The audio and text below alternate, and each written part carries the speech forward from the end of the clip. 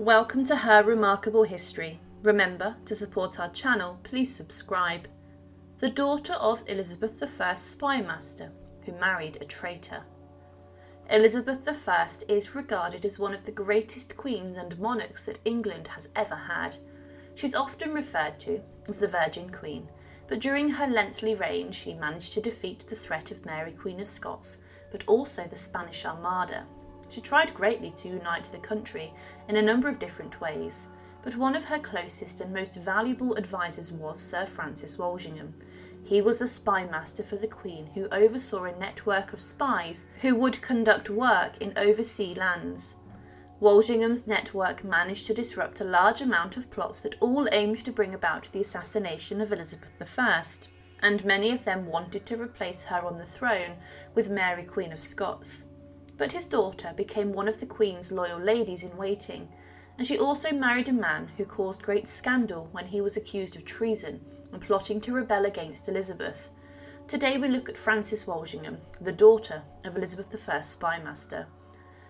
Now, Frances Walsingham was the only surviving child of her father, the Secretary of State for Queen Elizabeth I and Ursula St Barbe. She was born in the October of 1567 and was brought up on the Isle of Wight at various different houses and castles. But as her father was a prominent member of the Queen's court, it was obvious that his daughter would become a member of the royal household too. She became one of the ladies-in-waiting for the Queen, Elizabeth I. Her father arranged for her to marry Philip Sidney, who was a prominent courtier and poet. He was very well thought of, and he was also a member of Parliament. He and Frances married in 1583, and the couple had one daughter who was named Elizabeth, who later married the 5th Earl of Rutland.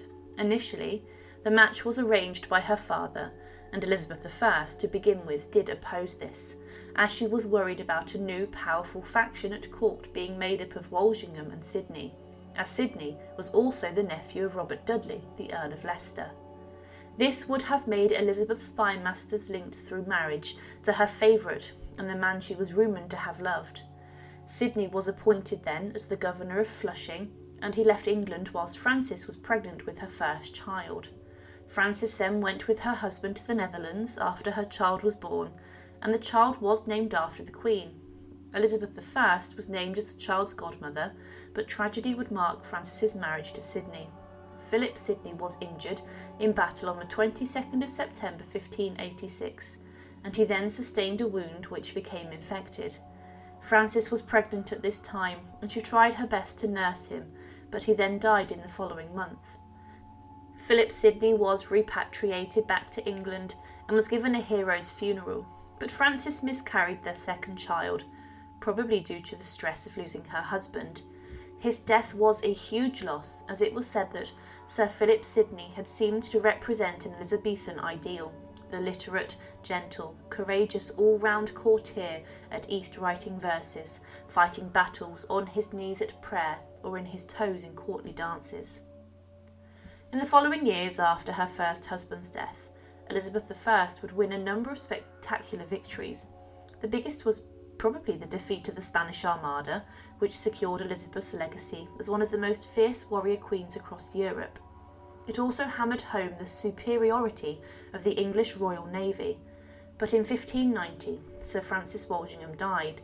He regularly complained of periods of ill health, and when he died, his will stated that the greatness of my debts and the mean state I shall leave my wife and heirs in, and it's believed he left some money to his daughter, but he also left a huge amount of debt. He would spend much of his own money on his spy network and espionage, and Walsingham's daughter Frances received £300 each year.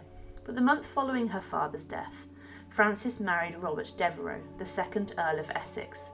Devereux was described as being a tall and strikingly attractive man with dark eyes and auburn hair, and he was a man who was incredibly intelligent, flirtatious and witty. He had a close relationship with the Queen, despite the age gap, and many considered him to have been one of her favourites. Elizabeth I commented many times on his good looks and appearance, and the pair would often play cards long into the night. She would whisper to him and touch him fondly, but because of his close relationship with the Queen, Devereux and Frances decided to keep their relationship a secret. It's believed that their match may have been arranged by her father before his death, but when Elizabeth I found out, she was greatly upset and outraged by this. The couple had a son named Robert, and when Elizabeth found out about the marriage, it was said she stamped and raged and roared and when she heard of the marriage, yet by her own standards her fury was curiously short-lived. With regards to the marriage of Devereux and Frances, it was said that his choice of lady love was strange, or rather displayed the enthusiastic but erratic logic that inspired the rest of his actions.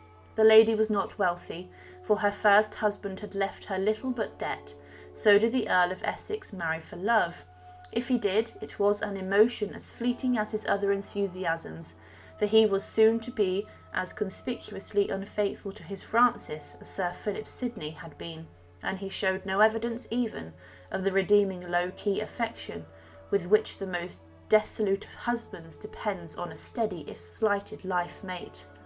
Though she bore him 5 children, Frances remained in her husband's life, letters, and in Elizabeth's history generally as gracious silence, never cited in anger or affection, placid, faithful and neutral, so colourless as her be strangely significant, for never once in his life did Robert Devereux manage to construct a relationship that could fairly be described as personal or lasting.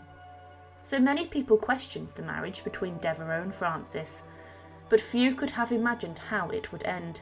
Robert Devereux, following a terrible military campaign in Ireland, lost the favour of the Queen, who effectively barred him from court. He was accused of treason and making a pact with Irish rebels, and was shamed and held under house arrest. But during a period of house arrest, he and a number of the other conspirators plotted to seize the City of London, the Tower of London, and force a meeting with the Queen. Because of this, Essex rebellion rose up and died very quickly after. Then Devereux was arrested. He was taken, indicted of treason charges, held inside the Tower of London, and was then executed on Tower Green. He was granted a private execution within the Tower's walls, but with a swing of the axe, Frances lost her second husband, who was incredibly wealthy. Her son later became the 3rd Earl of Essex, and at this time Frances pleaded to see the Queen, but she denied her counsel. Frances would marry again, and in 1603 she married Richard de Burgh, the Earl of St Albans and Clancarde. Together they had 1 son and 2 daughters, and they lived in Ireland and England, building huge mansions and houses. But in the early 1632 she got sick, and then shortly after died and was buried at St Peter's and St Paul's Church in Tonbridge. She was around 65 years old when she died, which was considered a great age for people of the Tudor period, especially women who had large amounts of children, as childbirth was incredibly dangerous at the time. Frances Walsingham was the daughter of Elizabeth I's Spymaster, who later married a traitor and a man who was accused of plotting to kill the English Queen, or at least arrest her. Through a number of marriages, she lived very comfortably throughout her time at Tudor court, and she would have been one of the most prominent ladies in waiting to the Queen. Her father's legacy was one that helped to secure and protect the realm, and if he did manufacture the marriage between his daughter and Robert Devereux, it's interesting to consider how he would have been looked at in the Queen's eyes, especially following Devereux's execution. But Frances Walsingham today is remembered as a remarkable Tudor woman.